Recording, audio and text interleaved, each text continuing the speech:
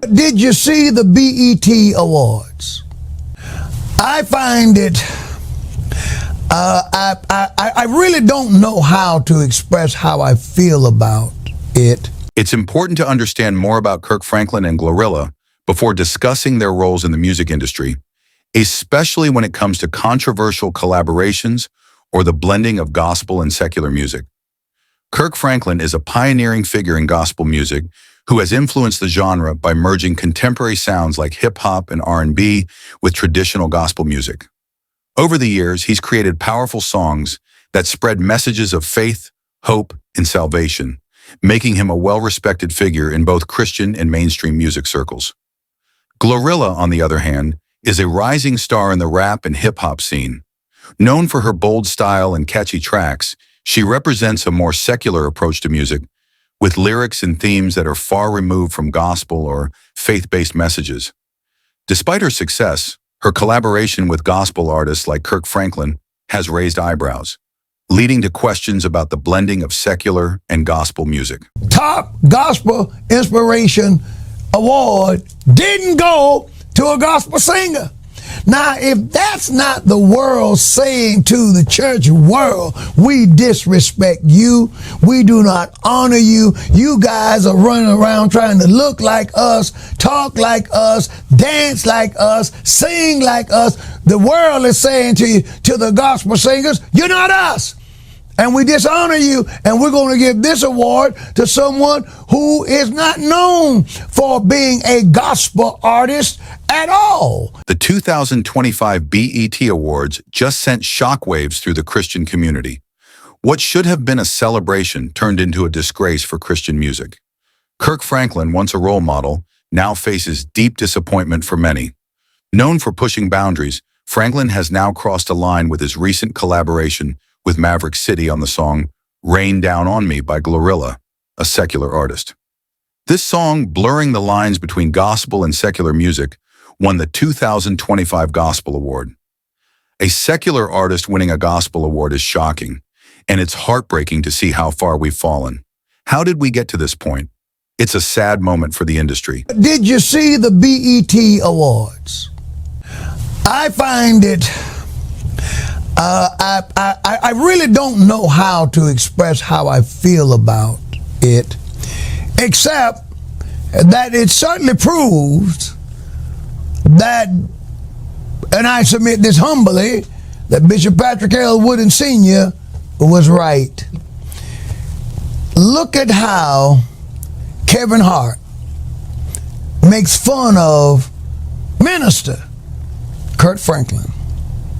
Look at how Hart has to tell Franklin not to twerk. And then he uses another phrase, was it D-popping, and I'm saying D, you'll figure it out, for Jesus. The world recognizes that this is inappropriate. Now, thank God that it would be fair for me to acknowledge that Kirk Franklin has apologized, and he said that there are times I just go too far. And it wouldn't be right not to mention that. Since I've spent most of my career dancing and moving around and jumping on stage, that I didn't know that I would ever do anything that would ever offend anyone in any community, but it did. And because it did, I sincerely apologize. I sincerely apologize because I never want to get to a place that I can't learn what I need to do better, what I can do different to make sure that as I grow as a man, grow physically or in any aspect, that I'm always being humble enough and submissive enough to hear people and their concerns about anything being bigger than the message of Jesus. Because it doesn't matter what my goal and intent is, if I'm louder than the message of Jesus, then I failed. And God bless you, Brother Kirk Franklin, for apologizing. The world may like you when you try to be like them, but they will never respect you when you try to be like them. And they will take advantage of every opportunity to laugh at you when they get the chance. Did you notice that the praise team or the ensemble that was singing Silver and Gold, did you notice that the girls' dresses couldn't have been tighter? And you're standing there, I'd rather have Jesus than silver and gold. You're performing in front of the world, and your dress is skin tight. And then when the shift came in, and I guess the choir came in, at first I thought it was an all-male choir. And then I looked again, which I did, in all disclosure, I didn't see the show when it aired. I saw clips later. All the men and the women were all dressed alike in male-like suits. Everybody had on ties. The women were dressed like men. The men was dressed like women. Now, so we got an androgynous choir up there, a unisex choir up there singing, a choir that where they put no distinctions between male and female. Now, do you think that's appropriate in this day of I don't think it's right. And then the dancing and stuff. Now, if you'd turned the volume down and you wouldn't have known, if you didn't know who Kirk Franklin is and all that, with the volume turned down and you just watched the show, it wouldn't remind you of Jesus and it wouldn't remind you of church. You wouldn't think that this part is dedicated to the Lord.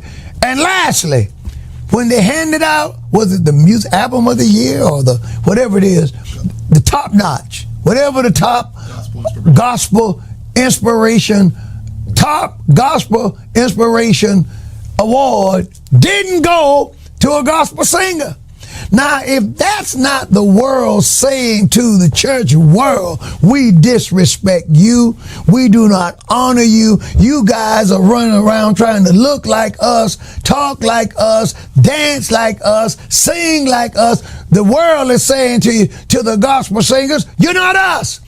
And we dishonor you, and we're going to give this award to someone who is not known for being a gospel artist at all. But we're going to give them the top award. And the rest of you gospel singers, sit down and smile and act like you like it. Because if you don't, we're not going to give you any play at all. Wouldn't it be something if we could get some gospel artists out there who are living for Jesus, walking upright?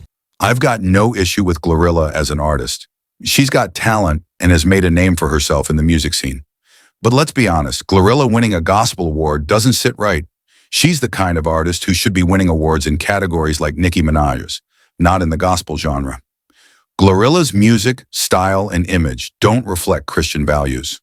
Her lyrics, persona, and brand are the complete opposite of what the gospel stands for. Take a look at her other songs, her public behavior, and how she dresses. None of it aligns with the purity of Christian music.